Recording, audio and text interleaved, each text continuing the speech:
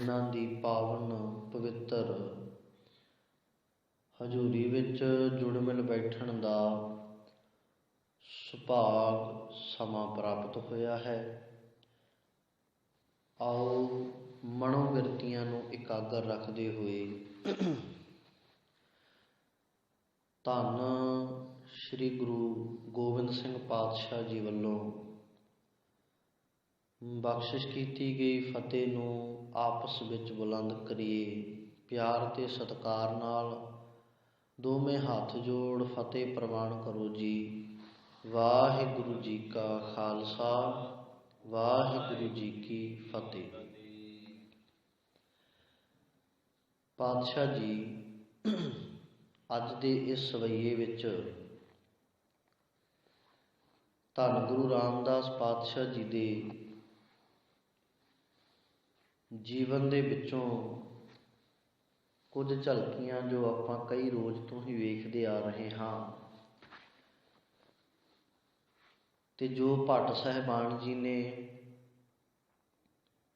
ਗੁਰਮਤ ਦੇ ਫਲਸਫੇ ਨੂੰ ਵੇਖਦਿਆਂ ਹੋਇਆਂ ਗੁਰਬਾਣੀ ਨੂੰ ਪੜ੍ਹ ਵਿਚਾਰ ਕੇ ਗੁਰੂ ਰਾਮਦਾਸ ਪਾਤਸ਼ਾਹ ਜੀ ਨੂੰ ਵੇਖਿਆ,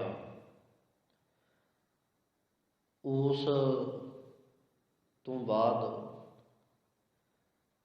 ਭੱਟ ਸਾਹਿਬਾਨ ਜੀ ਤੋਂ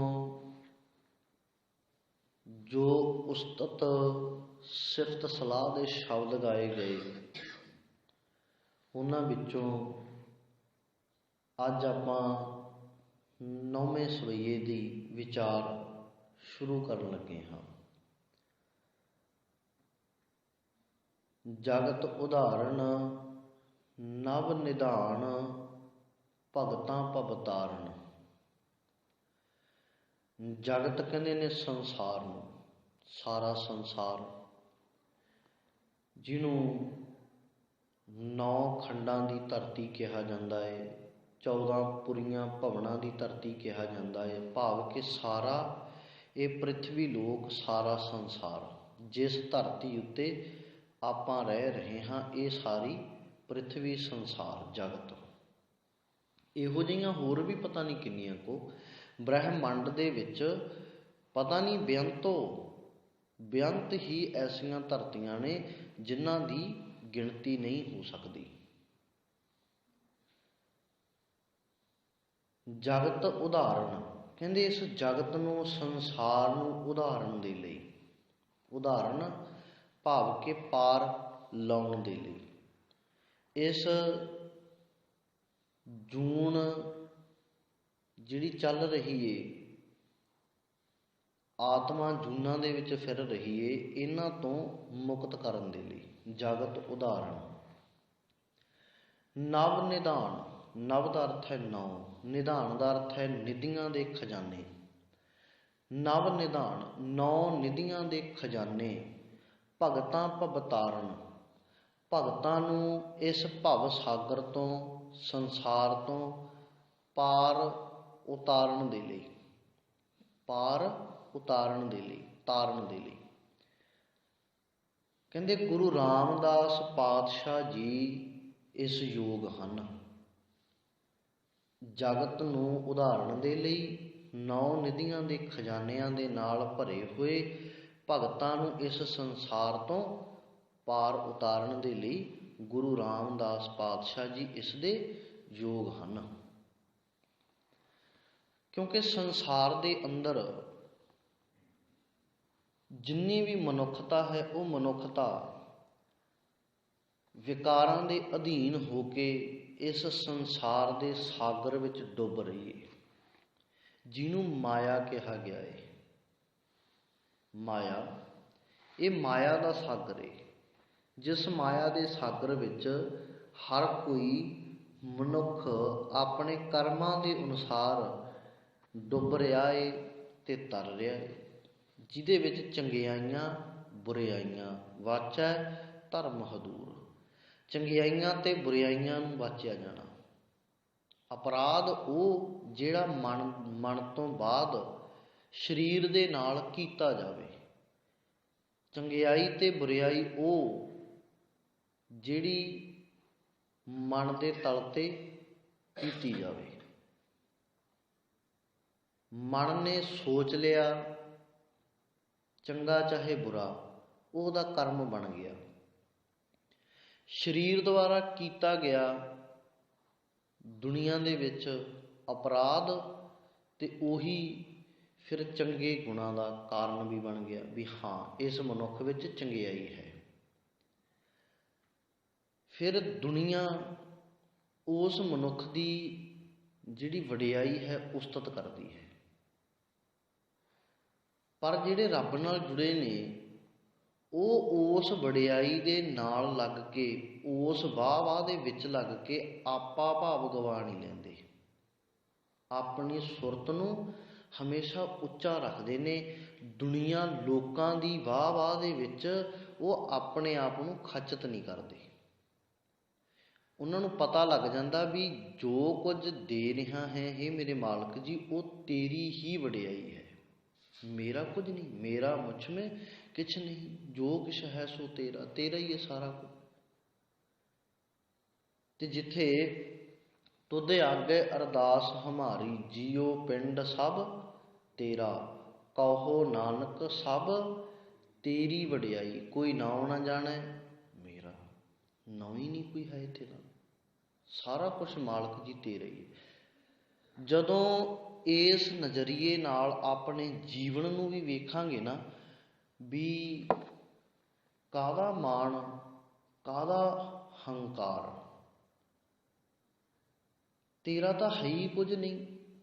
ਜੋ ਕੁਝ ਵੀ ਹੋ ਰਿਹਾ, ਜੇਕਰ ਉਹਨੂੰ ਹੋਰ ਵਿਸ਼ਾਲਤਾ ਦੀ ਨਜ਼ਰ ਦੇ ਨਾਲ ਵੇਖੀਏ ਤਾਂ ਉਹ ਸਾਰਾ ਕੁਝ ਕਰਨ ਕਰਾਉਣ ਵਾਲਾ ਮਾਲਕ ਹੈ, ਜਿਹੜਾ ਇੱਕ ਖੇਡ ਖੇਡ ਰਿਹਾ ਸੰਸਾਰ ਦੇ ਵਿੱਚ।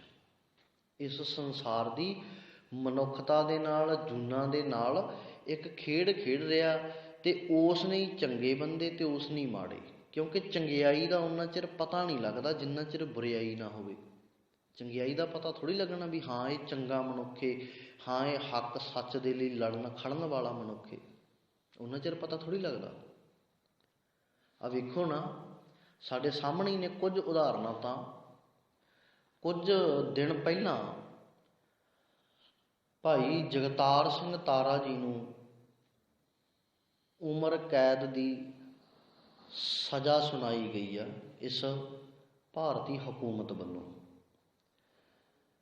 ਤੇ ਸਿੰਘ ਦਾ ਜਜ਼ਬਾ ਕਿੱਡਾ ਵੱਡਾ, ਸਿੰਘ ਦਾ ਜਜ਼ਬਾ ਕਹਿੰਦੇ ਇੱਥੋਂ ਤੱਕ ਉਹ ਪੱਕੀ ਧਾਰ ਕੇ ਗਿਆ ਸੀ ਵੀ ਅੱਜ ਜੱਜ ਸਜ਼ਾਏ ਮੌਤ ਦਾ ਹੁਕਮ ਦੇਵੇਗਾ, ਫਾਂਸੀ ਦਾ, ਤੇ ਕੋਰਟ ਦੇ ਵਿੱਚੋਂ ਜਕਾਰੇ ਲਾਉਂਦਿਆਂ ਮਠਿਆਈਆਂ ਵੰਡਣੀਆਂ।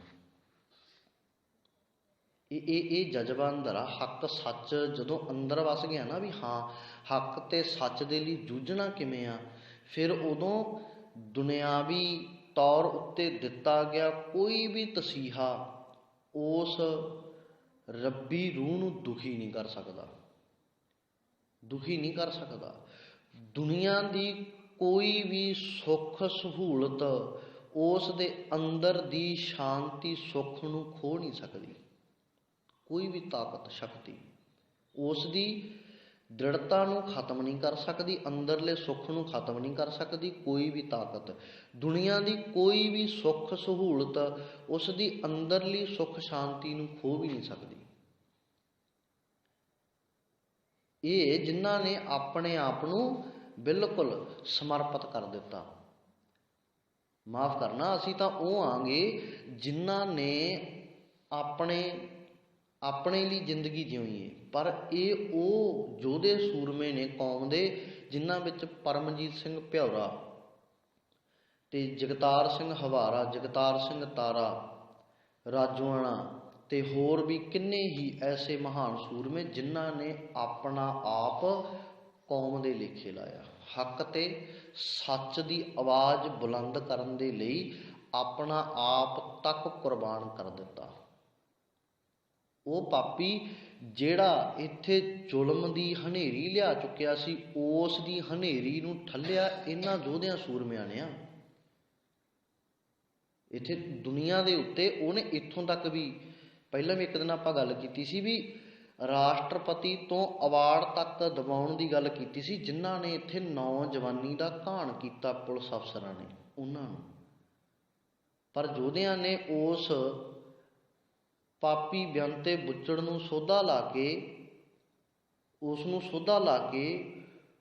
ਨੂੰ ਉਹਦੀ ਕਰਨੀ ਦਾ ਫਲ ਭੁਗਤਾਇਆ, ਤਾਂ ਕਿ ਇੱਥੇ ਹੋ ਰਿਹਾ ਜਿਹੜਾ ਮਨੁੱਖਤਾ ਦਾ ਘਾਣ ਹੈ ਉਹ ਰੋਕਿਆ ਜਾ ਸਕੇ ਤੇ ਉਸ ਨੂੰ ਠੱਲ ਵੀ ਪਾਈ।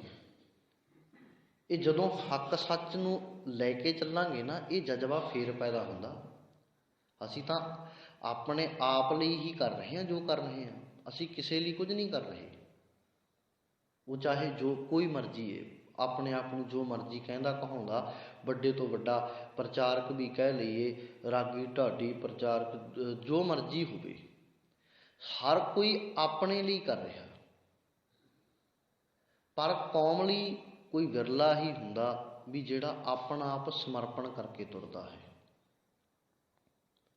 ਤੇ ਉੱਥੇ ਫਿਰ ਮਾਲਕ ਆਪ ਉਹਨਾਂ ਦੇ ਅੰਗ ਸੰਗ ਸਹਾਈ ਹੁੰਦਾ ਹੈ, ਉਹਨਾਂ ਨੂੰ ਦ੍ਰਿੜਤਾ ਬਖਸ਼ਦਾ, ਉਹਨਾਂ ਦੇ ਅੰਦਰ ਸੂਰਮਤਾਈ ਭਰਦਾ ਹੈ। ਫਿਰ ਉਹ ਸੂਰਮੇ ਨੇ ਜਿਹੜੇ ਮੌਤ ਦੀ ਸਜ਼ਾ ਸੁਣਨ ਤੋਂ ਬਾਅਦ ਵੀ ਜਕਾਰੇ ਲਾਉਂਦੇ ਨੇ।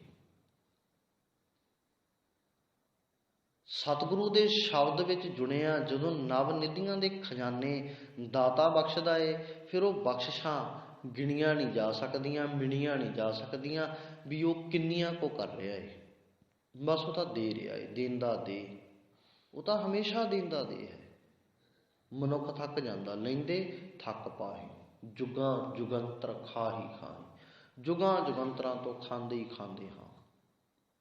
ਅਸੀਂ ਤਾਂ ਦੇ ਹੀ ਕੁਝ ਨਹੀਂ ਸਕਦੇ ਮਾਲਕ ਨੂੰ, ਸਾਡਾ ਤਾਂ ਹੈ ਹੀ ਕੁਝ ਨਹੀਂ। ਆਪਣੇ ਆਪ ਨੂੰ ਵੀ ਜੇ ਨਜ਼ਰੀਏ ਦੀ ਗਹਿਰਾਈ ਤੱਕ ਵੇਖੀਏ ਤਾਂ ਅਸੀਂ ਹਮੇਸ਼ਾ ਹੀ ਉਸ ਮਾਲਕ ਪਰਮਾਤਮਾ ਦੇ ਹੁਕਮ ਨੂੰ ਆਨੰਦ ਦੇ ਨਾਲ ਮਾਣਾਂਗੇ, ਜੇਕਰ ਇਸ ਗਹਿਰਾਈ ਨੂੰ ਸਮਝ ਲਈਏ। ਤੇ ਬਾਣੀ ਇਸ ਗਹਿਰਾਈ ਵੱਲ ਹੀ ਤੇਰਾ ਧਿਆਨ ਦਿਵਾਉਂਦੀ ਹੈ ਵੀ ਤੂੰ ਵੇਖਣਾ ਇਹ ਹੈ, ਤੂੰ ਕੌਣ, ਕਹਾਂ ਤੇ ਆਇਓ, ਤੂੰ ਕੌਣ ਹੈ, ਕਿੱਥੋਂ ਆਇਆ ਹੈ, ਤੂੰ ਹੈ ਕੌਣ, ਆਪਣੀ ਪਹਿਚਾਣ ਕਰ ਆਪੇ ਦੀ, ਤੇ ਤੂੰ ਆਇਆ ਕਿੱਥੋਂ ਹੈ, ਉਸ ਤੱਕ ਵਾਪਸ ਪਹੁੰਚਣਾ ਹੈ। ਜਿੱਥੋਂ ਆਇਆ, ਜਿਹੜੀ ਮੰਜ਼ਿਲ ਤੋਂ ਆਇਆ, ਉਸ ਤੱਕ ਵਾਪਸ ਪਹੁੰਚਣਾ ਹੈ। ਜਿਹੜਾ ਮਨੁੱਖ ਆਪਣੇ ਆਪ ਨੂੰ ਭੁੱਲ ਜਾਵੇ, ਆਪਣੀ ਮੰਜ਼ਿਲ ਨੂੰ ਭੁੱਲ ਜਾਵੇ, ਇਸ ਦੁਨੀਆ ਵਾਲੇ ਲੋਕ ਉਸ ਮਨੁੱਖ ਨੂੰ ਪਾਗਲ ਦਾ ਦਰਜਾ ਦਿੰਦੇ ਨੇ, ਕਹਿੰਦੇ ਇਹ ਪਾਗਲ ਹੋ ਗਿਆ, ਭਾਵ ਕਿ ਦਿਮਾਗ ਖਰਾਬ ਹੋ ਗਿਆ, ਦਿਮਾਗ ਦਾ ਵਿੱਚ ਕੋਈ ਪਰੇਸ਼ਾਨੀ ਆ ਗਈ, ਇਸ ਕਰਕੇ ਵੀ ਇਹ ਹੁਣ ਆਪਣਾ ਆਪ ਵੀ ਭੁੱਲ ਚੁੱਕਿਆ ਵੀ ਮੈਂ ਕੌਣ ਆ, ਕਿੱਥੋਂ ਆਇਆ, ਵੀ ਮੇਰਾ ਘਰ-ਬਾਰ ਕਿੱਥੇ, ਉਹ ਵੀ ਭੁੱਲ ਚੁੱਕਿਆ। ਕਹਿੰਦੇ ਦੁਨਿਆਵੀ ਚੀਜ਼ਾਂ, ਵਸਤਾਂ, ਪਦਾਰਥਾਂ ਦੇ ਝਮੇਲੇ ਵਿੱਚ ਫਸ ਕੇ ਮਨੁੱਖ ਇਹ ਭੁੱਲ ਚੁੱਕਿਆ ਵੀ ਮਨ ਤੂੰ ਜੋਤ ਸਰੂਪ ਹੈ, ਆਪਣਾ ਮੂਲ ਪਛਾਣ। ਇਸੇ ਕਰਕੇ ਯਾਦ ਕਰਾਇਆ, ਪ੍ਰਾਣੀ ਤੂੰ ਆਇਆ ਲਾਹਾ ਲੈਣ, ਲਾਹਾ ਲੈਣ ਆਇਆ, ਲੱਗਾ ਕਿਤ ਕੁਫੱਕੜੇ ਸਭ ਮੁੱਕਦੀ ਚੱਲੀ ਰਹਿਣ। ਜ਼ਿੰਦਗੀ ਰੂਪੀ ਰਾਤ ਤੇਰੀ ਖਤਮ ਹੁੰਦੀ ਜਾਂਦੀ ਏ, ਜ਼ਿੰਦਗੀ ਰੂਪੀ ਰਾਤ ਤੇਰੀ ਖਤਮ ਹੁੰਦੀ ਜਾਂਦੀ ਏ, ਵੇਖ ਲੈ, ਧਿਆਨ ਕਰ। ਲਾਹਾ ਖੱਟਣ ਆਇਆ, ਲਾਹਾ ਖੱਟ, ਲਾਹਾ ਛੱਡ ਕੇ ਗਲਤ ਕਰਮ ਨਾ ਕਰ, ਦੁਰਮਤ ਤੋਂ ਪਰਹੇਜ਼ ਕਰ, ਬੁਰਿਆਈ ਤੋਂ ਦੂਰ ਰਹਿ, ਆਪੇ ਦੀ ਪਹਿਚਾਣ ਬਣਾ, ਤੂੰ ਹੈ ਕੌਣ, ਕਿੱਥੋਂ ਆਇਆ ਹੈ। ਇਹ ਦੋ ਚੀਜ਼ਾਂ ਯਾਦ ਰੱਖਣ ਨੂੰ ਬਾਣੀ ਵਿੱਚ ਸਤਿਗੁਰੂ ਨੇ ਇਹਨਾਂ ਦੋਹਾਂ ਚੀਜ਼ਾਂ ਨੂੰ ਯਾਦ ਕਰਾਇਆ। ਕਿਤੇ ਕਹਿਤਾ ਕਹੋ ਕਬੀਰ ਹਮ ਰਾਮ ਕੀ ਅੰਸ਼, ਰਾਮ ਦੀ ਅੰਸ਼ ਹੈ ਸਤਿਗੁਰੂ ਕਹਿੰਦੇ, ਤੂੰ ਪਹਿਚਾਣ ਕਰ ਆਪਣੀ, ਤੇ ਰਾਮ ਦੀ ਅੰਸ਼ ਹੈ, ਉਸ ਵਿੱਚ ਤੂੰ ਇੱਕਮਿਕ ਹੋਣਾ ਹੈ ਮਾਲਕ ਵਿੱਚ। ਇਹ ਤੇਰਾ ਪੈਂਡਾ ਹੈ, ਸਫ਼ਰ ਹੈ। ਪਹਿਲਾਂ ਪਹਿਚਾਣ ਕਰ ਤੂੰ ਹੈ ਕੌਣ, ਫਿਰ ਪਹਿਚਾਣ ਕਰ ਵੀ ਹੈ ਤੇ ਮਿਲਣਾ ਵੀ ਹੈ ਉੱਥੇ ਜਾ ਕੇ। ਇਹਦੀ ਪਹਿਚਾਣ ਹੀ ਸਤਿਗੁਰੂ ਨੇ ਕਰਵਾਈ ਹੈ। ਅੰਮ੍ਰਿਤ ਬੂੰਦ ਹਰ ਨਾਮ, ਵਿਸ ਕੀ ਵਿਖੈ ਨਿਵਾਰਨ, ਕਹਿੰਦੇ ਧੰਨ ਗੁਰੂ ਰਾਮਦਾਸ ਪਾਤਸ਼ਾਹ ਜੀ ਦੇ ਕੋਲ ਅੰਮ੍ਰਿਤ ਦੀ ਬੂੰਦ, ਅੰਮ੍ਰਿਤ ਦਾ ਖਜ਼ਾਨਾ ਹੈ। ਮਾਲਕ ਪਰਮਾਤਮਾ ਦੇ ਨਾਮ ਰੂਪੀ ਅੰਮ੍ਰਿਤ ਦਾ ਖਜ਼ਾਨਾ। ਉਹ ਅੰਮ੍ਰਿਤ ਦੀ ਇੱਕੋ ਬੂੰਦ ਤੇਰੇ ਅੰਦਰ ਇਸ ਸੰਸਾਰ ਦੀ ਜਿੰਨੀ ਵੀ ਜ਼ਹਿਰ ਹੈ ਉਹਨੂੰ ਦੂਰ ਕਰਨ ਵਾਲੀ ਹੈ। ਐਸੀ ਅੰਮ੍ਰਿਤ ਦੀ ਬੂੰਦ ਸੰਸਾਰ ਦੀ ਜਿੰਨੀ ਵੀ ਜ਼ਹਿਰ ਹੈ, ਜ਼ਹਿਰ ਦਾ ਭਾਵ ਜੋ ਚੀਜ਼ ਵਸਤੂ ਪਦਾਰਥ ਮੋਹ, ਜਿਹਨੂੰ ਅਟੈਚਮੈਂਟ ਕਿਹਾ ਜਾਂਦਾ, ਪਰਿਵਾਰਕ ਮੋਹ, ਉਹ ਸਾਰੀ ਚੀਜ਼ ਜ਼ਹਿਰ ਹੈ ਜਿਹੜੀ ਰੱਬ ਤੋਂ, ਪਰਮਾਤਮਾ ਤੋਂ ਤੈਨੂੰ ਤੋੜ ਰਹੀ ਹੈ। ਉਹ ਕੋਈ ਵੀ ਚੀਜ਼ ਵਸਤੂ ਹੋ ਸਕਦੀ ਹੈ, ਕੋਈ ਪਦਾਰਥ, ਕੋਈ ਵੀ ਚੀਜ਼ ਜਿਹੜੀ ਸੰਸਾਰ ਦੇ ਵਿੱਚ ਦਿਸਣ ਵਾਲੀ ਆ ਜਾਂ ਨਾ ਦਿਸਣ ਵਾਲੀ ਇੱਛਾ ਜਿਹੜੀ ਅੰਦਰ ਤੇਰੇ ਜਾਗੀ ਹੋਈ ਆ, ਉਹ ਕੋਈ ਵੀ ਐਸੀ ਚੀਜ਼ ਵਸਤੂ ਪਦਾਰਥ, ਮਨੁੱਖ, ਧੀਆਂ ਪੁੱਤਰ, ਮਾਪੇ, ਕੁਛ ਵੀ ਹੋ ਸਕਦਾ ਹੈ ਜੋ ਰੱਬ ਤੋਂ ਤੈਨੂੰ ਤੋੜ ਰਿਹਾ ਹੈ। ਉਹ ਜ਼ਹਿਰ ਹੈ ਤੇਰੇ ਆਤਮਿਕ ਜੀਵਨ ਦੇ ਲਈ, ਉਹ ਜ਼ਹਿਰ ਹੈ। ਇਸੇ ਕਰਕੇ ਸਤਿਗੁਰੂ ਪਾਤਸ਼ਾਹ ਜੀ ਨੇ ਜਦੋਂ ਕਿਤੇ ਉਹਨਾਂ ਦੇ ਜੀਵਨ ਨੂੰ ਵੇਖਦੇ ਹਾਂ ਤਾਂ ਉਹਨਾਂ ਨੇ ਰਹੇ ਵੀ ਸੰਸਾਰ ਵਿੱਚ ਨੇ ਤੇ ਸੰਸਾਰ ਤੋਂ ਨਿਰਲੇਪ ਵੀ ਰਹੇ ਨੇ। ਜੈਸੇ ਜਲ ਮੈਂ ਕਮਲ ਨਿਰਾਲਮ ਮੁਰਗਾਈ ਨੈ ਸਾਣੇ। ਜਿਵੇਂ ਜਲ ਦੇ ਵਿੱਚ ਕਮਲ ਦਾ ਫੁੱਲ ਹੈ, ਚਿੱਕੜ 'ਚ ਪੈਦਾ ਹੁੰਦਾ ਪਰ ਫੁੱਲ ਚਿੱਕੜ ਦੇ ਵਿੱਚ ਲਿਬੜਦਾ ਨਹੀਂ। ਮੁਰਗਾਈ ਹੁੰਦੀ ਪਾਣੀ ਵਿੱਚ ਤੈਰਦੀ ਆ, ਪਰ ਪਾਣੀ ਵਿੱਚ ਤੈਰਦੀ ਵਿੱਚੋਂ ਹੀ ਉਡਾਰੀ ਮਾਰ ਜਾਂਦੀ ਆ। ਖੰਭ ਗਿੱਲੇ ਨਹੀਂ ਹੋਣ ਦਿੰਦੀ, ਖੰਭ ਸੁੱਕੇ ਰੱਖਦੀ ਆ। ਕਹਿੰਦੇ ਉਵੇਂ ਰਹਿ ਸੰਸਾਰ ਸਾਗਰ ਦੇ ਵਿੱਚ, ਪਰ ਆਪਣੇ ਖੰਭ ਤੂੰ ਉਡਾਰੀ ਮਾਰ ਸਕੇ, ਸੌਖੀ ਮਾਰ ਸਕੇ, ਉਹਨਾਂ ਨੂੰ ਸੁੱਕੇ ਰੱਖ। ਪਰ ਮਨੁੱਖ ਅੱਜ ਸਾਰਾ ਕੁਝ ਹੀ ਆਪਣਾ ਆਪ ਲਵੇੜੀ ਬੈਠਾ, ਪਹਿਚਾਣ ਹੀ ਭੁੱਲ ਗਈ ਵੀ ਹੈ ਕੌਣ ਹੈ ਕੌਣ। ਇੱਕ ਵਾਰ ਨਾ ਕਹਿੰਦੇ ਹੰਸ ਦਾ ਬੱਚਾ ਬਗਲਿਆਂ ਦੇ ਗਰੁੱਪ ਦੇ ਵਿੱਚ ਰਲ ਗਿਆ। ਹੰਸ ਤੇ ਬਗਲਾ ਵੇਖਣ ਨੂੰ ਇੱਕੋ ਜਿਹੇ, ਰੰਗ ਰੂਪ ਵੀ, ਸ਼ਕਲ ਸੂਰਤ ਵੀ ਲਗਭਗ ਇੱਕੋ ਜਿਹੀ। ਤੇ ਬੱਚਾ ਆਪਣੇ ਗਰੁੱਪ ਦੇ ਨਾਲੋਂ ਵਿਛੜ ਕੇ ਬਗਲਿਆਂ ਵਾਲੇ ਗਰੁੱਪ 'ਚ ਜਾ ਬੈਠਾ। ਉਡਾਰੀ ਗਈ, ਭਰੀ ਉਡਾਰੀ ਸਮੁੰਦਰ ਦੇ ਕਿਨਾਰੇ ਤੋਂ ਉੱਡ ਕੇ ਇੱਕ ਜੰਗਲ ਵਿੱਚ ਗਏ। ਜੰਗਲ ਵਿੱਚ ਇੱਕ ਚਿੱਕੜ ਦੇ ਨਾਲ, ਜਿਹੜਾ ਗੰਦਗੀ ਨਾਲ ਪਾਣੀ ਖੜਾ ਸੀ ਕੋਈ ਮੀਂਹ ਦਾ, ਉਹ ਟੋਭੇ ਛੱਪੜ ਉੱਤੇ ਜਾ ਕੇ ਬਹਿ ਗਏ। ਬਗਲਿਆਂ ਦਾ ਕਰਮ ਸੀ, ਉਹਨਾਂ ਨੇ ਉਵੇਂ ਹੀ ਕੀਤਾ। ਵੇਖ ਕੇ ਉਹ ਡੱਡਾਂ ਮੱਛੀਆਂ ਖਾ ਰਹੇ ਨੇ। ਹੁਣ ਭੁੱਖ ਤਾਂ ਉਹਨੂੰ ਵੀ ਲੱਗੀ, ਆਖਰ ਸਰੀਰ ਹੈ, ਭੁੱਖ ਤਾਂ ਲੱਗਣੀ ਹੈ। ਤੇ ਕਹਿੰਦੇ ਉਹ ਵੇਖ ਰਿਹਾ ਦੂਜਿਆਂ ਵੱਲ ਵੀ ਇਹ ਖਾ ਰਹੇ ਨੇ। ਉਹਨੇ ਵੀ ਚੁੰਝ ਦੇ ਨਾਲ ਇੱਕ ਮੱਛੀ ਨੂੰ ਪਕੜਿਆ ਤੇ ਉਹਨੇ ਵੀ ਉਹਨਾਂ ਵਾਂਗੂ ਵੇਖ ਕੇ ਨਿਗਲਣਾ ਸ਼ੁਰੂ ਕਰ ਦਿੱਤਾ। ਨਿਗਲ ਗਿਆ ਤੇ ਇੱਦਾਂ ਹੀ ਇੱਕ ਵਾਰ, ਦੋ ਵਾਰ, ਤਿੰਨ ਵਾਰ ਲਗਾਤਾਰ ਕਈ ਦਿਨਾਂ ਦਾ ਪੈਂਡਾ ਚੱਲਦਾ ਰਿਹਾ। ਕਹਿੰਦੇ ਹੁਣ ਹੰਸ ਮੋਤੀ ਸੁੱਚੇ ਖਾਣ ਵਾਲਾ, ਹੰਸਾਂ ਹੀਰਾ ਮੋਤੀ ਚੁਗਣਾ। ਬਗ ਡੱਡਾਂ ਭਾਲਣ ਜਾਵੇ, ਬਗਲਾ ਡੱਡਾਂ ਭਾਲਦਾ, ਉੱਥੇ ਮੱਛੀਆਂ ਭਾਲਦਾ ਜਿੱਥੋਂ ਹੰਸਾਂ ਨੇ ਹੀਰੇ ਮੋਤੀ ਚੁਗਣੇ ਆ, ਮਾਣ ਸਰੋਵਰ ਤੋਂ। ਤੇ ਉੱਥੇ ਕਹਿੰਦੇ ਉਹਦੇ ਗਰਦਨ ਨੂੰ ਨਾ, ਗਲ ਨੂੰ ਜਦੋਂ ਵਿੱਚ ਦੀ ਲੰਘਦਾ ਸੀ, ਅੰਦਰ ਨਿਗਲਦਾ ਸੀ, ਉਹਦੇ ਵਿਚਲੀਆਂ ਜਾਨਵਰ ਦੀਆਂ, ਜੀਵ ਦੀਆਂ ਹੱਡੀਆਂ ਉਹ ਕਹਿੰਦੇ ਗਲੇ ਨੂੰ ਚੀਰ ਦਿੰਦੀਆਂ ਸੀ। ਉਹਦੇ ਸੋਜ ਆ ਗਈ ਗਲੇ ਨੂੰ। ਹੁਣ ਜਿਹੜਾ ਖਾਂਦਾ ਸੀ ਉਹ ਵੀ ਖਾਣਾ ਬੰਦ ਹੋ ਗਿਆ। ਦਰਦ ਹੁੰਦਾ, ਤਕਲੀਫ ਹੁੰਦੀ ਹੈ। ਉੜਦਾ ਉੜਦਾ ਆਈ ਕਈ ਥਾਵਾਂ ਤੇ ਚਿੱਕੜ ਵਿੱਚ, ਕਦੇ ਟੋਭੇ ਉੱਤੇ, ਕਦੇ ਕਿਤੇ ਲਿਬੜਿਆ ਪਿਆ, ਬਿਲਕੁਲ ਪਹਿਚਾਣ ਹੀ ਉਹਦੀ ਗਾਇਬ ਹੋ ਗਈ ਵੀ ਹੈ ਕੌਣ ਇਹ। ਉਡਾਰੀ ਫੇਰ ਕਈ ਦਿਨਾਂ ਬਾਅਦੋਂ ਫੇਰ ਇੱਕ ਸਰੋਵਰ ਉੱਤੇ ਆਏ ਜਿੱਥੇ ਹੰਸ ਬੈਠੇ ਸਨ। ਹੰਸਾਂ ਵੱਲ ਵੇਖਿਆ ਤੇ ਹੁਣ ਦੂਜੇ ਬਗਲੇ ਵੀ ਵੇਖ ਰਹੇ ਨੇ। ਹੰਸਾਂ ਦੇਖ ਤਰੰਦਿਆਂ, ਹੰਸਾਂ ਨੂੰ ਤਰਦਿਆਂ ਵੇਖ ਕੇ ਕਹਿੰਦੇ ਬੱਗਾ ਵੀ ਆਇਆ ਚਾਓ। ਬਗਲਿਆਂ ਨੂੰ ਵੀ ਚਾਅ ਚੜ੍ਹ ਗਿਆ ਵੀ ਸਾਡੇ ਨਾਲ ਦੀ ਨੇ, ਵੀ ਸਾਡੇ ਵਰਗੇ ਹੀ ਆ। ਪਰ ਹੋਇਆ ਕਿ ਡੁੱਬ ਮੂਏ ਬੱਗ ਬੱਪੁੜੇ, ਜਿਹੜਾ ਬਗਲਾ ਸੀ ਵਿਚਾਰਾ ਡੁੱਬ ਕੇ ਮਰ ਗਿਆ, ਡੁੱਬ ਕੇ ਮਰ ਗਿਆ। ਡੁੱਬ ਮੂਏ ਬੱਗ ਬੱਪੁੜੇ, ਸਿਰ ਤਲ ਉੱਪਰ ਪਾਉ, ਕਹਿੰਦੇ ਸਿਰ ਥੱਲੇ ਨੂੰ ਤੇ ਉੱਪਰ ਪੈਰ, ਕਹਿੰਦੇ ਡੁੱਬ ਕੇ ਮਰ ਗਿਆ। ਭਾਵ ਕਿ ਪਹਿਚਾਣ ਨਹੀਂ ਨਾ ਆਈ ਵੀ ਹੈ ਕੌਣ, ਵੀ ਉਹ ਜਿੱਥੇ ਤੂੰ ਜਿਨ੍ਹਾਂ ਵਰਗਾ ਬਣਨਾ ਚਾਹੁੰਦਾ ਉਹ ਹੈ ਕੌਣ। ਹੁਣ ਉਹ ਦੂਸਰੇ ਜਿਹੜਾ ਬੱਚਾ ਸੀ ਉਹਨੇ ਵੇਖਿਆ ਵੀ ਲੱਗਦਾ ਵੀ ਇਹ ਕੁਛ ਹੋਰ ਆ ਤੇ ਇਹ ਕੁਝ ਹੋਰ ਨੇ। ਹੁਣ ਹੰਸਾਂ ਦੇ ਕੋਲ ਹੈ ਤਾਂ ਹੰਸ ਹੀ ਸੀ, ਪਰ ਉਹਨਾਂ ਵਿੱਚ ਰਲ ਕੇ ਉਹਨਾਂ ਵਰਗਾ ਬਣ ਗਿਆ ਸੀ। ਕਹਿੰਦੇ ਹੁਣ ਵੇਖੀ ਜਾ ਰਿਹਾ, ਅੱਖਾਂ ਦੇ ਵਿੱਚੋਂ ਪਾਣੀ ਆ ਰਿਹਾ, ਕਿਉਂਕਿ ਗਰਦਨ ਗਲ ਦੁਖ ਰਿਹਾ, ਖਾਧਾ ਵੀ ਕੁਛ ਨਹੀਂ ਜਾ ਰਿਹਾ। ਤੇ ਕਹਿੰਦੇ ਪਾਣੀ ਦੀ ਇੱਕ ਛੱਲ ਆਈ, ਪਾਣੀ ਦੀ ਛੱਲ ਨੇ ਉਹਦੇ ਉੱਤੇ ਲੱਗਿਆ ਹੋਇਆ ਚਿੱਕੜ ਤੇ ਮਿੱਟੀ ਨੂੰ ਉਤਾਰ ਦਿੱਤਾ। ਉਹਨੂੰ ਫਿਰ ਆਪਣਾ ਥੋੜ੍ਹੀ ਜਿਹੀ ਸੁਰਤ ਆਈ। ਬੰਦਾ ਕਈ ਦਿਨ ਇਸ਼ਨਾਨ ਨਾ ਕਰ, ਚਲੋ ਬਿਮਾਰੀ ਠਮਾਰੀ ਦੇ ਵਿੱਚ ਕਈ ਵਾਰ ਹੋ ਜਾਂਦਾ ਵੀ ਕਈ ਦਿਨ ਮਨੁੱਖ ਵੀ ਇਸ਼ਨਾਨ ਨਹੀਂ ਕਰ ਸਕਦਾ। ਕੋਈ ਬਿਮਾਰੀ ਕਈ ਵਾਰ ਇੱਦਾਂ ਦੀ ਹੁੰਦੀ ਆ, ਬੁਖਾਰ ਜ਼ਿਆਦਾ ਹੋਵੇ ਜਾਂ ਕੋਈ ਹੱਥ ਪੈਰ 'ਤੇ ਗਹਿਰੀ ਸੱਟ ਲੱਗੀ ਹੋਵੇ, ਓਪਰੇਸ਼ਨ ਹੋਇਆ ਹੋਵੇ, ਨਹੀਂ ਇਸ਼ਨਾਨ ਕਰ ਸਕਦਾ।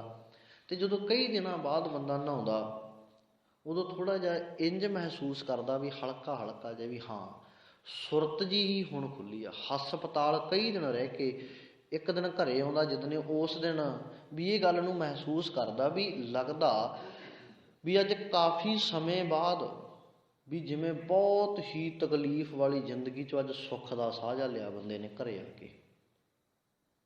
ਅੱਜ ਉਹਦੇ ਨਾਲ ਵੀ ਇੱਦਾਂ ਹੀ ਹੋਇਆ। ਜਦੋਂ ਮਿੱਟੀ ਘੱਟਾ ਉੱਤੋਂ ਲਿਆ, ਦੂਜੀ ਛੱਲ ਆਈ, ਥੋੜ੍ਹਾ ਜਿਹਾ ਚੁਸਤ ਹੋਇਆ ਅਤੇ ਉਹਦੇ ਪੈਰਾਂ ਦੇ ਕੋਲ ਆ ਕੇ ਹੀਰੇ ਤੇ ਜਿਹੜੇ ਮੋਤੀ ਸਨ ਉਹ ਆ ਗਏ ਸਮੁੰਦਰ ਦੀ ਛੱਲ ਦੇ ਵਿੱਚੋਂ। ਹੁਣ ਦੂਜਿਆਂ ਵੱਲ ਵੇਖਦਾ, ਉਹਨੇ ਹੰਸ ਨੇ ਮੋਤੀ ਚੁੱਕਿਆ, ਮੋਤੀ ਇੱਕ ਚੁੱਕ ਕੇ ਨਿਗਲ ਲਿਆ ਅਤੇ ਜਿੰਨੀ ਜਿਸ ਨੂੰ ਭੁੱਖ ਸੀ ਓਨਾ ਮੋਤੀ ਉਹਨਾਂ ਨੇ ਖਾ ਲਿਆ ਦੂਜੇ ਪਾਸੇ।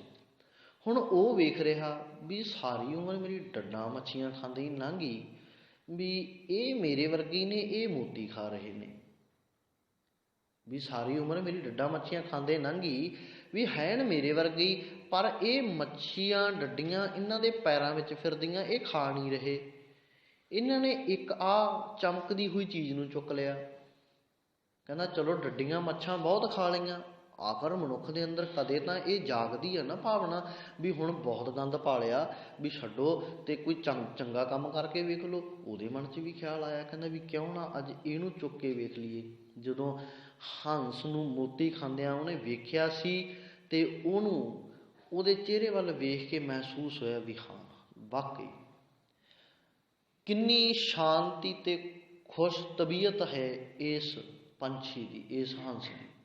ਅਤੇ ਆਪ ਵੀ ਉਹਨੇ ਮੋਤੀ ਚੁਗਿਆ। ਜਦੋਂ ਮੋਤੀ ਅੰਦਰ ਲੰਘਾਇਆ ਨਾ, ਜਿਹੜੇ ਜ਼ਖਮ ਹੋਏ ਸਨ ਡੱਡੀਆਂ ਅਤੇ ਮੱਛੀਆਂ ਖਾ ਕੇ, ਉਹਨਾਂ ਜ਼ਖਮਾਂ ਦੇ ਵਿੱਚ ਦੀ ਜਦੋਂ ਮੋਤੀ ਅੰਦਰ ਗਿਆ ਅਤੇ ਕੇਰਾਂ ਤਕਲੀਫ ਬਹੁਤ ਹੋਈ, ਤਕਲੀਫ ਬਹੁਤ ਹੋਈ, ਕਿਉਂਕਿ ਚੀਰੇ ਦਿੱਤੇ ਪਏ ਨੇ, ਅੰਦਰੋਂ ਜ਼ਖਮ ਹੋਏ ਪਏ ਨੇ। ਅਤੇ ਜਦੋਂ ਸੱਚ ਵਾਲਾ ਮੋਤੀ ਨਿਕਲਿਆ ਨਾ ਤਾਂ ਤਕਲੀਫ ਬਹੁਤ ਹੋਈ, ਤੜ ਫੁੱਟਿਆ, ਕੇਰਾਂ ਤਾਂ ਗਲ ਦੇ ਵਿੱਚੋਂ ਨਿਗਲ ਕੇ ਬਾਹਰ ਮਾਰਿਆ, ਅੰਦਰ ਲੰਘ ਹੀ ਨਹੀਂ ਸਕਿਆ। ਉਹ ਹੰਸ ਦੂਜੀ ਵਾਰ ਵੇਖਦਾ, ਦੂਜਿਆਂ ਨੂੰ ਫੇਰ ਨਿਕਲਦੇ ਆ, ਉਹ ਮੋਤੀ ਚੁੱਕਦੇ ਆ ਅਤੇ ਇੱਧਰ ਫੇਰ ਕੋਸ਼ਿਸ਼ ਕਰਦਾ, ਪਰ ਕੋਸ਼ਿਸ਼ ਨਹੀਂ ਛੱਡੀ, ਕੋਸ਼ਿਸ਼ ਫੇਰ ਕਰ ਰਿਹਾ। ਫੇਰ ਮੋਤੀ ਚੁੱਕਿਆ, ਫੇਰ ਅੰਦਰ ਨਿਗਲਣ ਦੀ ਕੋਸ਼ਿਸ਼ ਕੀਤੀ, ਹੌਲੀ ਹੌਲੀ ਕਰਕੇ ਅੱਖਾਂ 'ਚੋਂ ਪਾਣੀ ਆਇਆ, ਤਕਲੀਫ ਹੋਈ ਬਹੁਤ, ਤੜਫ ਉੱਠਿਆ ਵੀ ਪਤਾ ਨਹੀਂ ਵੀ ਕੀ ਵੱਢਿਆ ਜਾ ਰਿਹਾ ਹੋਵਾਂ, ਵੀ ਇੰਨੀ ਤਕਲੀਫ। ਅੰਦਰ ਨਿਗਲ ਲਿਆ, ਅੰਦਰ ਨਿਕਲਿਆ। ਹੁਣ ਜਿੱਥੇ ਡੱਡੀਆਂ ਮੱਛੀਆਂ ਪਚਦੀਆਂ ਸੀ, ਅੱਜ ਉੱਥੇ ਸੁੱਚਾ ਮੋਤੀ ਜਾ ਕੇ ਅਸਲ ਖੁਰਾਕ ਉਹਦੀ ਪਚ ਰਹੀ ਹੈ। ਹੁਣ ਉਹਨੂੰ ਥੋੜ੍ਹਾ ਜਿਹਾ ਮਹਿਸੂਸ ਹੋਇਆ ਵੀ ਹਾਂ ਵੀ ਕੁਛ % ਮੈਨੂੰ ਸ਼ਾਂਤੀ ਮਿਲੀ ਅਤੇ ਉੱਥੋਂ ਬਗਲਿਆਂ ਦੀ ਡਾਰ ਉੱਡ ਗਈ। ਉਹ ਮੋਤੀ ਨਿਕਲਦਾ ਨਿਕਲਦਾ ਵੇਖਿਆ ਵੀ ਦੂਜੇ ਤਾਂ ਗਏ, ਵੀ ਇਹ ਵੀ ਮੇਰੇ ਨਾਲ ਦੀ ਨੇ, ਉਹਨਾਂ 'ਚ ਰਹਿ ਗਿਆ। ਉਹਨਾਂ 'ਚ ਰਿਹਾ ਤੇ ਜਦੋਂ ਮੋਤੀ ਖਾਂਦਾ ਖਾਂਦਾ ਇੱਕ ਦਿਨ ਬਿਲਕੁਲ ਮੋਤੀਆਂ ਦਾ ਆਹਾਰ ਹੀ ਖਾਣ ਲੱਗ ਗਿਆ। ਹੁਣ ਡੱਡੀਆਂ ਮੱਛੀਆਂ ਛੱਡ ਗਿਆ। ਮਨੁੱਖ ਵੀ, ਸਤਿਗੁਰੂ ਕਹਿੰਦੇ, ਜਿਹੜਾ ਗੁਰੂ ਕਾ ਸਿੱਖ ਹੈ ਉਹ ਵੀ ਇੱਕ ਹੰਸ ਹੈ। ਗੁਰੂ ਨੇ ਵੀ ਇਹ ਗੱਲ ਕਹੀ ਹੈ, ਸਿੱਖ ਹੰਸ ਸ਼ਬਦ ਵਰਤਿਆ ਜੀ, ਸਿੱਖ ਹੰਸ। ਸਰਬਰ ਇਕੱਠੇ ਹੋਏ, ਕਹਿੰਦੇ ਸਿੱਖ ਰੂਪੀ ਹੰਸ। ਸਰਬਰ ਕਹਿੰਦੇ ਨੇ ਸਰੋਵਰ ਨੂੰ, ਕਹਿੰਦੇ ਸੰਗਤ ਰੂਪੀ ਸਰੋਵਰ ਦੇ ਵਿੱਚ ਇਕੱਠੇ ਹੋਏ। ਗੁਰੂ ਸਾਗਰ ਏ, ਮਾਣ ਸਰੋਵਰ, ਜਿਸ ਵਿੱਚ ਹੀਰਾ ਤੇ ਮੋਤੀ ਸ਼ਬਦ ਰੂਪੀ ਵਿਖਰੇ ਪਏ ਨੇ। ਤੇ ਇਸ ਸ਼ਬਦ ਰੂਪੀ ਹੀਰੇ ਮੋਤੀਆਂ ਨੂੰ ਸਿੱਖ ਚੁਗਦਾ ਏ। ਸਿੱਖ ਦਾ ਕਰਮ ਹੀ ਹੈ ਹੰਸਾਂ ਹੀਰਾ ਮੋਤੀ ਚੁਗਣਾ। ਹੰਸਾਂ ਦਾ ਕੰਮ ਹੀ ਹੀਰੇ ਮੋਤੀ ਚੁਗਣਾ। ਪਰ ਵਿੱਚ ਬਹੁਤੇ ਇੱਦਾਂ ਦੇ ਵੀ ਹੁੰਦੇ ਨੇ ਜਿਹੜੇ ਮਾਣ ਸਰੋਵਰ ਉੱਤੇ ਆ ਕੇ ਵੀ ਬੱਗ ਡੱਡਾਂ ਭਾਲਣ ਜਾਵੇ। ਮਨਮੁਖ ਬਿਰਤੀ ਵਾਲੇ ਇੱਦਾਂ ਦੇ ਹੁੰਦੇ ਨੇ ਜਿਹੜੇ ਉੱਥੇ ਬੁਰਾਈਆਂ ਕਮਾਉਣ ਜਾਂਦੇ ਨੇ, ਮਾੜਾ ਸੋਚਣ ਜਾਂਦੇ ਨੇ, ਗਲਤ ਨਜ਼ਰ ਰੱਖਦੇ ਨੇ, ਗਲਤ ਨਜ਼ਰੀਏ ਭਾਵ ਦੇ ਵਿੱਚ ਕਰਦੇ ਨੇ, ਤੱਕਦੇ ਨੇ, ਨੁਕਸ ਕੱਢਦੇ ਨੇ ਜਿਹੜੇ ਆ ਕੇ ਹਰ ਵਾਰ। ਚੰਗਿਆਈ ਤਾਂ ਕੋਈ ਸਲਾਹ ਤਾਂ ਕੀ ਦੇਣੀ ਆ, ਇਹ ਇੱਦਾਂ ਨਹੀਂ ਕਰਦੇ, ਇਹ ਉੱਦਾਂ ਕਰਦੇ ਨੇ, ਆਹ ਕਿਵੇਂ ਆ, ਆਹ ਕਿਵੇਂ ਆ, ਆਹ ਚਾਦਰ ਇੱਥੇ ਵਲ ਪਿਆ ਔਰ ਰੁਮਾਲੇ ਦੇ ਵਿੱਚ ਇੱਥੇ ਵਲ ਪਿਆ, ਇੱਦਾਂ ਦੀਆਂ ਗੱਲਾਂ। ਇੱਕ ਵਾਰ ਨਾ ਬੰਗਲਾ ਸਾਹਿਬ ਤੋਂ ਕਥਾ ਚੱਲ ਰਹੀ ਸੀ ਤੇ ਸਰਬਜੀਤ ਸਿੰਘ ਧੂੰਦਾ ਜੀ ਕਹਿੰਦੇ ਮੈਨੂੰ ਫੋਨ ਆਇਆ ਬਾਅਦ ਵਿੱਚ, ਕਥਾ ਤੋਂ ਬਾਅਦ, ਕਹਿੰਦੇ ਮੈਨੂੰ ਫੋਨ ਆਇਆ ਪੰਜਾਬ ਤੋਂ, ਮੋਗੇ ਜ਼ਿਲ੍ਹੇ ਤੋਂ ਕਿਸੇ ਨੇ ਫੋਨ ਕੀਤਾ।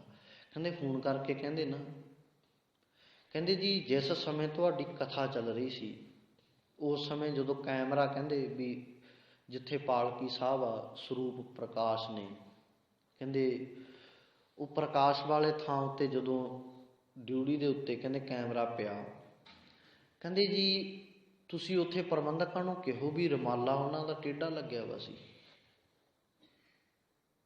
ਤੇ ਕਹਿੰਦੇ ਅੱਛਾ, ਕਹਿੰਦੇ ਹੋਰ, ਕਹਿੰਦੇ ਬਸ ਜੀ, ਕਹਿੰਦੇ ਮੈਂ ਸਾਰਾ 1 ਘੰਟਾ ਇਹੀ ਵੇਖੀ ਗਿਆ ਵੀ ਕੋਈ ਸਿੱਧਾ ਕਰੂਗਾ, ਵੀ ਬਲ ਪਿਆ ਵਾ ਸੀ ਸਿੱਧਾ ਕਰੂਗਾ। ਕਹਿੰਦੇ ਕਮਾਲ ਦੀ ਗੱਲ ਆ, 1 ਘੰਟਾ ਤੂੰ ਟੀਵੀ ਮੂਹਰੇ ਬੈਠਾ ਵੀ 1 ਘੰਟਾ ਬਹਿ ਕੇ, ਕਹਿੰਦੇ ਸੁਣਿਆ ਤੂੰ ਕੁਝ ਨਹੀਂ, ਕਿਹੜੇ ਸ਼ਬਦ ਦੀ ਵਿਚਾਰ ਹੋਈ? ਕਹਿੰਦੇ ਅੱਜ, ਕਹਿੰਦਾ ਨਾ ਜੀ ਨਹੀਂ ਮੈਨੂੰ ਪਤਾ ਵੀ ਕਿਹੜੇ ਸ਼ਬਦ ਦੀ ਵਿਚਾਰ ਹੋਈ, ਕੀ ਗੱਲ ਹੋਈ ਮੈਨੂੰ ਨਹੀਂ ਪਤਾ।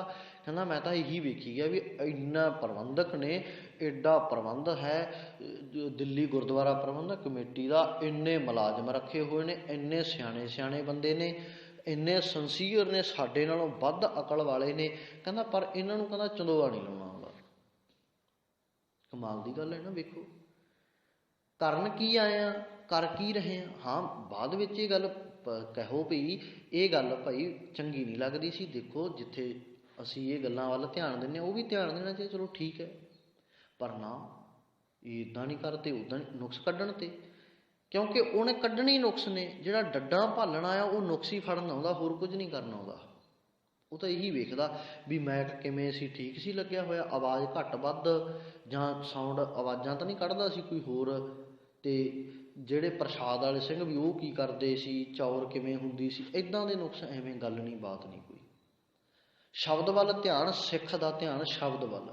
ਸਿੱਖ ਹੰਸ ਸਰਬਰ ਇਕੱਠੇ ਹੋਏ, ਸਤਿਗੁਰ ਕੈ ਹੁਕਮ ਆਵੈ। ਕਹਿੰਦੇ ਸਤਿਗੁਰੂ ਦੇ ਹੁਕਮ ਦੇ ਵਿੱਚ ਸਤਿਗੁਰੂ ਦੇ ਸਿੱਖ ਨੇ ਜਿਹੜੇ ਪਿਆਰੇ ਹੰਸ ਨੇ, ਤੇ ਉਹ ਹੰਸ ਸਤਿਗੁਰੂ ਸਰੋਵਰ ਉੱਤੇ ਆ ਕੇ ਮੋਤੀ ਚੁਗਣ ਦੇ ਲਈ ਇਕੱਠੇ ਹੁੰਦੇ ਨੇ। ਤੇ ਵਿੱਚ ਕੋਈ ਇੱਦਾਂ ਦੇ ਵੀ ਹੁੰਦੇ ਨੇ ਵੀ ਜਿਨ੍ਹਾਂ ਦਾ ਜੀਵਨ ਬਗਲਿਆਂ ਵਾਂਗੂ ਬਤੀਤ ਹੋਇਆ ਹੁੰਦਾ। ਸਾਰਿਆਂ ਦਾ ਹੀ ਹੁੰਦਾ। ਪਹਿਲਾਂ ਦੇਖੋ ਨਾ, ਆਪਣੇ ਵੱਲ ਆਪਾਂ ਇੱਕ ਆਪਣੇ ਸਾਰਿਆਂ ਵਿੱਚ ਆਪਣਾ ਹੀ ਵੇਖ ਲਈਏ ਵੀ ਪਿਛਲਾ, ਵੀ ਗੁਰਮਤਿ ਸਮਝਣ ਤੋਂ ਪਹਿਲਾਂ ਮੇਰਾ ਜੀਵਨ ਕੀ ਸੀ, ਆਪੇ ਪਤਾ ਲੱਗ ਜਾਵੇਗਾ ਵੀ ਹਾਂ ਠੀਕ ਹੈ ਗੱਲ, ਠੀਕ ਹੈ, ਹਰ ਇੱਕ ਦਾ ਹੁੰਦਾ। ਤੇ ਚੰਗੇ ਮਾੜੇ ਜਿਹੜੇ ਵਿਚਾਰ ਨੇ, ਸੰਸਕਾਰ ਨੇ, ਉਹ ਸਮਾਜ, ਘਰ ਪਰਿਵਾਰ, ਸਾਰਿਆਂ ਦੋਸਤਾਂ ਮਿੱਤਰਾਂ ਵਿੱਚੋਂ ਹੀ ਮਿਲਦੇ ਨੇ। ਤੇ ਉੱਥੇ ਹੁਣ ਜਿਹੜਾ ਕੋਈ ਬਗਲਿਆ, ਵੀ ਪਤਾ ਹੈ ਵੀ ਹਾਂ ਮੇਰਾ ਸੰਬੰਧ ਮੇਰਾ ਗੁਰੂ ਨਾਲ ਹੈ, ਮੇਰਾ ਸੰਬੰਧ ਸਿੱਖ ਹੋਣ ਦੇ ਨਾਤੇ ਤਾਂ ਮੇਰਾ ਸਿੱਧਾ ਹੀ ਸੰਬੰਧ ਗੁਰੂ ਨਾਲ ਹੈ। ਬਾਕੀ ਜਿਹੜੇ ਦੂਸਰੇ ਨੇ ਉਹ ਠੀਕ ਹੈ ਭਈ, ਗੁਰਮਤਿ ਦੇ ਦਾਇਰੇ ਵਿੱਚ ਆ ਕੇ ਸਿੱਖ ਬਣ ਸਕਦੇ ਨੇ, ਕਿਸੇ ਨੂੰ ਮਨਾਹੀ ਨਹੀਂ, ਕੋਈ ਸ਼ਰਤਾਂ ਨਹੀਂ, ਕਿਸੇ ਨੂੰ ਮਨਾਹੀ ਨਹੀਂ, ਕੋਈ ਸ਼ਰਤਾਂ ਨਹੀਂ ਵੀ ਹਾਂ ਤੂੰ ਇੱਦਾਂ ਜੇ ਤੂੰ ਸਿੱਖ ਬਣੇਗਾ ਤੈਨੂੰ ਆਹ ਮਿਲੂਗਾ ਉਹ ਮਿਲੂਗਾ ਨਾ। ਇੱਥੇ ਤਾਂ ਗੁਰੂ ਦਾ ਗਿਆਨ ਮਿਲੇਗਾ, ਗਿਆਨ ਦੇ ਨਾਲ ਜੀਵਨ ਸਵਰੇਗਾ, ਸਵਰਿਆ ਹੋਇਆ ਜੀਵਨ ਤੈਨੂੰ ਹੰਸ ਬਣਾਵੇਗਾ, ਹੰਸ ਬਣ ਕੇ ਇੱਕ ਤੂੰ ਉੱਚੇ ਸੁੱਚੇ ਜੀਵਨ ਦਾ ਕਿਰਦਾਰ ਨਿਭਾਵੇਂਗਾ, ਉੱਚੇ ਸੁੱਚੇ ਕਿਰਦਾਰ ਦੇ ਨਾਲ ਜੀਵਨ ਨੂੰ ਬਤੀਤ ਕਰੇਗਾ। ਤੇ ਉੱਥੇ ਹੁਣ ਕੁਝ ਇੱਦਾਂ ਦੇ ਹੁੰਦੇ ਨੇ ਵੀ ਜਿਹੜੇ ਝੂਠ ਨੂੰ ਖਾ ਖਾ ਕੇ ਜਿਨ੍ਹਾਂ ਦੇ ਅੰਦਰ ਪਾਟੇ ਪਏ ਹੁੰਦੇ ਨੇ ਨਾ, ਫਿਰ ਜਦੋਂ ਸੱਚ ਦੀ ਗੱਲ ਹੁੰਦੀ ਹੈ ਉੱਥੇ, ਸੱਚ ਦੀ ਜਾਂ ਝੂਠ ਨਾਲ ਜੁੜੇ ਹੁੰਦੇ ਨੇ ਜਿਹੜੇ ਲੋਕ ਝੂਠ ਨਾਲ, ਫਿਰ ਉਹ ਤੜਫਦੇ ਬਹੁਤ ਨੇ। ਤੜਫ ਤਾਂ ਹੋਣੀ ਹੈ ਭਈ, ਅੰਦਰ ਜ਼ਖਮ ਹੀ ਇੰਨੇ ਨੇ। ਜਦੋਂ ਸੱਚ ਵਾਲਾ ਮੋਤੀ ਜਦੋਂ ਅੰਦਰ ਜਾਊ ਤੇ ਉਦੋਂ ਜ਼ਖਮ ਤੇ ਹੁਣ ਜੇ ਮੱਲਮ ਪੱਟੀ ਕਰਾਂਗੇ ਦਵਾਈ ਤਾਂ ਲੱਗੇਗੀ ਜ਼ਖਮ ਤੇ, ਪਰ ਹੁਣ ਜਦੋਂ ਤਕਲੀਫ ਹੁੰਦੀ ਹੈ, ਦਰਦ ਹੁੰਦਾ, ਤੜਫ ਉੱਠਦੇ ਆ ਨਾ ਵਿੱਚ ਵੀ ਉੱਤੇ ਬੈਠੇ ਐਵੇਂ ਮਰੀ ਜਾਂਦੇ ਨੇ ਆਪਦੀਆਂ ਇਹ ਤਾਂ ਗੱਲਾਂ, ਇਹ ਸਾਰਾ ਕੁਛ ਹੀ ਹੁੰਦਾ ਜੀ, ਇੱਦਾਂ ਨਹੀਂ ਸਾਰੀਆਂ ਸ਼ਕਤੀਆਂ ਹੁੰਦੀਆਂ, ਕੌਣ ਕਹਿੰਦਾ ਹੁੰਦਾ ਨਹੀਂ, ਇਹ ਪੀਰ ਪੁੱਠੇ ਪੈ ਜਾਣ ਐਂ ਹੋ ਜਾਂਦਾ, ਆਹ ਦੇਵਤਾ ਰੁੱਸ ਜੇ ਐਂ ਕਰ ਦੂ, ਜੋ ਕਰ ਦੂ, ਬਹੁ ਕਰ ਦੂ, ਇੱਦਾਂ ਹੀ ਹੁੰਦੀਆਂ ਗੱਲਾਂ, ਹੋਰ ਕੀ ਹੈ। ਜੇ ਨਾ ਜੀ ਨਾਗ ਪੰਚਮੀ ਨੂੰ ਜਾ ਕੇ ਜੇ ਕਿਤੇ ਦੁੱਧ ਨਾ ਪਾ ਕੇ ਆਂਦਾ, ਸਾਡੇ ਤਾਂ ਘਰੇ ਸੱਪ ਨਿਕਲਣੋਂ ਨਹੀਂ ਹਟਣੇ, ਸਾਡੇ ਤਾਂ ਜਿਹੜੇ ਤੇਰੇ ਅੰਦਰ ਸੱਪ ਬੜੇ ਨੇ ਕਮਲਿਆ ਉਹ ਤਾਂ ਕੱਢ ਪਹਿਲਾਂ ਬਾਹਰ, ਅੰਦਰ ਜਿਹੜੇ ਬੜੇ ਨੇ ਉਹ ਮਾਇਆ ਹੋਈ ਨਾਗਣੀ ਜਗਤ ਰਹੀ ਲਪਟਾਏ, ਅੰਦਰ ਤੇਰੇ ਵੇਖ ਤਾਂ ਸਹੀ, ਮਾਇਆ ਤੈਨੂੰ ਦੱਸ ਰਹੀ ਹੈ ਨਿਤ ਨਵੀਂ, ਤੂੰ ਕਹਿਣਾ ਵੀ ਕਿਤੇ ਸੱਪ ਨਾ ਆ ਜਾਣ, ਕਮਾਲ ਦੀ ਗੱਲ ਹੈ। ਮਾਲਕ ਪਰਮਾਤਮਾ ਵੱਲੋਂ ਬਣਾਇਆ ਗਿਆ ਇੱਕ ਧਰਤੀ ਦਾ ਜੀ ਹੈ, ਉਹ ਵੀ ਇੱਕ ਜੂਨੀ ਹੈ। ਇਹ ਤਾਂ ਤੂੰ ਸੋਚ, ਤੂੰ ਵੇਖ ਕੇ ਕਿਹਾ ਕਰ ਵੀ ਨਾ ਮੇਰੇ ਮਾਲਕ ਮੈਂ ਚੰਗੇ ਕਰਮ ਕਰੂੰ, ਮੈਂ ਆ ਜੂਨਾਂ ਵਿੱਚ ਨਹੀਂ ਪੈਣਾ, ਵੀ ਜਿਹੜਾ ਜਿੱਥੇ ਨਿਕਲਿਆ ਵੇਖ ਲਿਆ ਡਾਂਗ ਸਿਰ 'ਚ ਮਾਰਦਾ ਵੀ ਨਾ ਰੱਬਾ ਬਖਸ਼ ਲਈ ਮੈਨੂੰ, ਤਾਂ ਮੈਂ ਨਹੀਂ ਆ ਜੂਨਾਂ ਵਿੱਚ ਪੈਣਾ, ਬਸ ਮੈਂ ਕਰਮ ਚੰਗੇ ਕਰਦਾ ਰਵਾਂ ਤੇਰੀ ਮਿਹਰ ਸਦਕਾ। ਹੁਣ ਜਦੋਂ ਸੱਚ ਵਾਲਾ ਮੋਤੀ ਅੰਦਰ ਜਾਂਦਾ, ਸੱਚ ਵਾਲਾ ਮੋਤੀ ਜਾਊ ਨਾ ਅੰਦਰ, ਦੁਬਦਾ ਨਾ ਪੜੋ ਹਰ ਬਿਨ ਹੋਰ ਨਾ ਪੂਜੋ। ਹੁਣ ਤਕਲੀਫ ਬਹੁਤ ਹੋਣੀ ਆ, ਹਰ ਬਿਨ ਹੋਰ ਨਾ ਪੂਜੋ, ਲੈ ਸਾਡੇ ਤਾਂ ਬਣਾਈ ਹੋਈ ਖੇਤ ਮਟੀ, ਨਾ ਜੀ ਬਾਬਾ ਰੁੱਸ ਜੂ ਸਾਡਾ, ਤਾਂ ਵੱਡ ਵਡੇਰਾ ਰੁੱਸ ਜੂ ਜੇ ਉਹਨੂੰ ਸ਼ਰਾਧ ਵਾਲੀ ਖੀਰ ਨਾ ਧਰ ਕੇ ਆਂਦੀ ਉੱਥੇ, ਉਹਨੇ ਤਾਂ ਸਾਡੇ ਘਰ ਵਿੱਚ ਖਲਾਰਾ ਪਾ ਦੇਣਾ। ਇੱਦਾਂ ਹੀ ਆ, ਅੰਦਰ ਤੜਫ ਜਾਂਦਾ ਜਦੋਂ ਗੱਲ ਇੱਥੋਂ ਹੁੰਦੀ ਹੈ ਨਾ ਬਾਣੀ ਦੀ। ਸੱਚਾ ਮੋਤੀ ਜਦੋਂ ਸਾਹਮਣੇ ਡਿੱਗਦਾ ਨਾ ਜਾ ਕੇ, ਹੁਣ ਚੱਕਣ ਲੱਗਿਆ ਵੀ ਡਰਦਾ ਵੀ ਨਾ, ਫੇਰ ਪਤਾ ਚੱਕਦਾ ਨਹੀਂ, ਨਿਗਲਦਾ ਨਹੀਂ, ਬਾਹਰ ਹੀ ਉਲਟੀ ਵੀ ਕਰ ਦਿੰਦਾ। ਫਿਰ ਉਹ ਕਹਿੰਦਾ ਲੈ ਐਵੇਂ ਮਰੀ ਜਾਂਦੇ ਆ, ਸਾਡੇ ਵੱਡ ਵਡੇਰਿਆਂ ਦੀ ਮਾਨਤਾ 2 ਸਦੀਆਂ ਤੋਂ ਚੱਲਦੀ ਆ, ਸਾਡੇ ਦਾਦੇ ਪੜਦਾਦੇ ਕਰਦੇ ਆਏ ਨੇ, ਇਹ ਅੱਜ ਰੋਕਣ ਵਾਲੇ ਆ ਗਏ। ਉਹ ਨਾ ਭਰਾਵੋ, ਅਸੀਂ ਰੋਕਣ ਵਾਲੇ ਕੁਝ ਵੀ ਨਹੀਂ। ਮੈਂ ਕੌਣ ਆ ਰੋਕਣ ਵਾਲਾ? ਮੈਂ ਤਾਂ ਕਿਸੇ ਨੂੰ ਨਹੀਂ ਰੋਕ ਸਕਦਾ। ਮੈਂ ਤਾਂ ਸਤਿਗੁਰੂ ਦੀ ਕਿਰਪਾ ਨਾਲ ਆਪਣੇ ਆਪ ਨੂੰ ਰੋਕ ਲਵਾਂ ਨਾ, ਇੰਨਾ ਹੀ ਬਹੁਤ ਹੈ ਮੇਰੇ ਲਈ। ਤਾਂ ਮੈਂ ਦੂਜੇ ਕਿਸੇ ਨੂੰ ਕੀ ਰੋਕਾਂਗਾ? ਨਹੀਂ, ਇਹ ਤਾਂ ਮੇਰੇ ਧੰਨ ਗੁਰੂ ਨਾਨਕ ਪਾਤਸ਼ਾਹ ਜੀ ਦਾ ਬਚਨ ਏ, ਜਿਹੜਾ ਹਰ ਇੱਕ ਨੂੰ ਇਹਨਾਂ ਕਰਮਾਂ ਤੋਂ ਰੋਕਦਾ ਏ। ਮੜਾ ਮਸਾਨ ਨਾ ਜਾਈ। ਕੱਲ ਪਰਸੋਂ ਨਾ ਇੱਕ ਬੰਦੇ ਨੇ ਨਾ, ਕੋਈ ਜ਼ਿਮੀਂਦਾਰ ਭਰਾ ਸੀ, ਉਹਨੇ ਨੈੱਟ ਦੇ ਉੱਤੇ ਵੀਡੀਓ ਪਾਈ ਵੀ ਸੀ ਬਣਾ ਕੇ ਸਪੈਸ਼ਲ। ਉਹਨੇ ਦੱਸਿਆ, ਕਹਿੰਦਾ ਵੀ ਤੋੜਨ ਤਾਂ ਕਹਿੰਦਾ ਮੈਂ ਊਂ ਤੋੜ ਦਿੰਦਾ, ਕਹਿੰਦਾ ਮੈਨੂੰ ਕਹਿੰਦਾ ਕੋਈ ਅਸਰ ਨਹੀਂ ਸੀ, ਕਹਿੰਦਾ ਮਟੀ ਤੋੜਨੀ, ਕਹਿੰਦਾ ਮੈਂ ਊਂ ਤੋੜ ਦਿੰਦਾ, ਕਹਿੰਦਾ ਪਰ ਮੈਂ ਕਹਿੰਦਾ ਵੀਡੀਓ ਤਾਂ ਬਣਾ ਰਿਹਾ, ਕਹਿੰਦਾ ਤਾਂ ਕਿ ਮੇਰੇ ਵਰਗੇ ਕਹਿੰਦਾ ਹੋਰ ਵੀ ਬੂਝੜ ਲੋਕ ਇਹ ਸਮਝ ਸਕਣ, ਬੇਅਕਲ ਜਿਨ੍ਹਾਂ ਨੂੰ ਬਾਣੀ ਦਾ ਗਿਆਨ ਨਹੀਂ। ਕਹਿੰਦਾ ਸਤਿਗੁਰੂ ਸੱਚੇ ਪਾਤਸ਼ਾਹ ਜੀ ਨੇ ਆਪਣਾ ਸਰਵੰਸ ਤੱਕ ਵਾਰ ਦਿੱਤਾ, ਸਾਨੂੰ ਆਹ ਗੱਲਾਂ ਸਮਝਾਉਣ ਲੱਗਿਆਂ ਵੀ ਆਹ ਕਰਮ ਨਹੀਂ ਕਰਨੇ, ਕਹਿੰਦਾ ਅਸੀਂ ਫੇਰ ਨਹੀਂ ਮੰਨੇ। ਦੇਖੋ ਬਿਲਕੁਲ ਉਹ ਨੌਜਵਾਨ ਹੈ ਜਿਹੜਾ, ਉਹ ਮੋਨਾ ਹੈ, ਉਹਦੇ ਕਿਰਪਾਨ ਨਹੀਂ ਪਾਈ ਹੋਈ। ਅੱਜ ਸਾਡੇ ਕਿਰਪਾਨ ਧਾਰੀ, ਕਛਹਿਰਾ ਧਾਰੀ, ਅੰਮ੍ਰਿਤ ਧਾਰੀ ਲੋਕ ਵੀ ਜਾ ਮਟੀਆਂ ਤੇ ਮੱਥੇ ਟੇਕਦੇ ਨੇ। ਉਹਨਾਂ ਨਾਲ ਤਾਂ ਸਿਆਣਾ ਹੀ ਹੈ ਉਹ, ਹੋਰ ਕੀ ਹੈ ਉਹਨਾਂ ਨਾਲ ਤਾਂ ਉਹ ਜਦੋਂ ਦੂਜਿਆਂ ਨੂੰ ਵੇਖੂ ਵੀ ਲੈ ਸ਼ੁਕਰ ਆ ਵੀ ਮੈਂ ਇਹਨਾਂ ਤੋਂ ਤਾਂ ਸਿਆਣਾ ਹੀ, ਉਹ ਤਾਂ ਕਹੂਗਾ ਹੀ ਵੀ ਮੈਂ ਇਹਨਾਂ ਤੋਂ ਤਾਂ ਚੰਗਾ ਹੀ ਆ, ਇਹਨਾਂ ਤੋਂ ਤਾਂ ਸਿਆਣਾ ਹੀ ਆ। ਉਹ ਕਹਿੰਦਾ ਵੀ ਮੈਨੂੰ ਵੀ ਇੱਕ ਗੱਲ ਪਤਾ ਲੱਗ ਗਈ ਵੀ ਬਾਣੀ ਵਿੱਚ ਇਹ ਗੱਲ ਲਿਖੀ ਹੋਈ ਏ, ਦੁਬਦਾ ਨਾ ਪੜੋ, ਪੰਗਤੀ ਉਹਨੇ ਬੋਲੀ ਏ, ਦੁਬਦਾ ਨਾ ਪੜੋ ਹਰ ਬਿਨ ਹੋਰ ਨਾ ਪੂਜੋ, ਮੜੈ ਮਸਾਨ ਨਾ ਜਾਈ। ਕਹਿੰਦਾ ਮੈਨੂੰ ਸਤਿਗੁਰੂ ਨੇ ਰੋਕਿਆ, ਸਤਿਗੁਰੂ ਕਹਿੰਦੇ ਨਾ ਜਾਈ।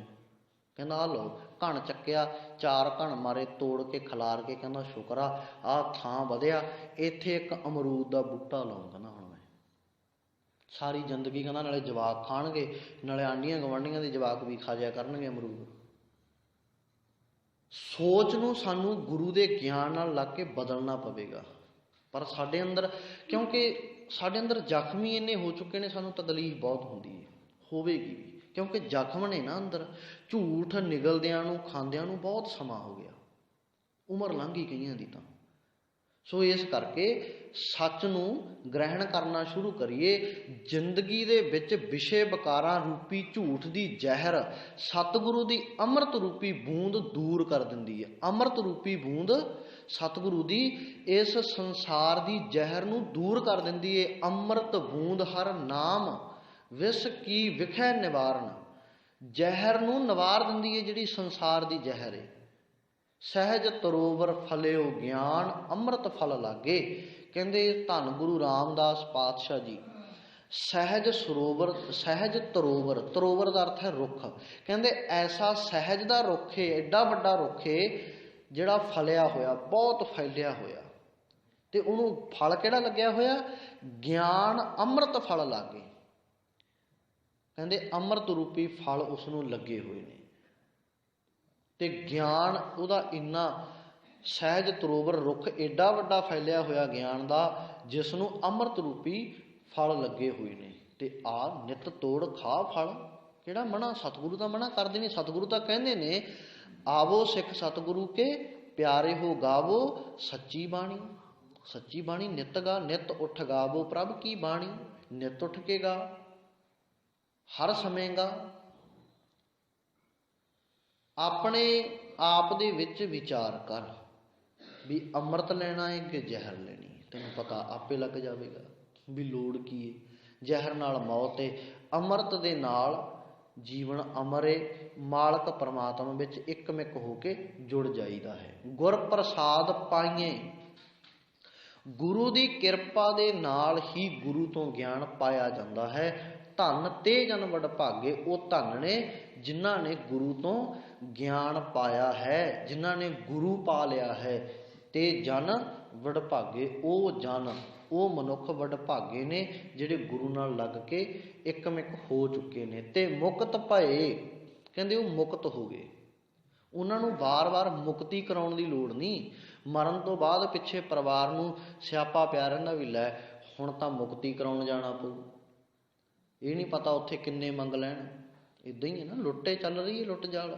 ਸਤਿਗੁਰੂ ਕਹਿੰਦੇ ਤੇ ਮੁਕਤ ਭਏ, ਸਤਿਗੁਰ ਸ਼ਬਦ ਮਨ ਗੁਰ ਪਰਚਾ ਪਾਇਓ।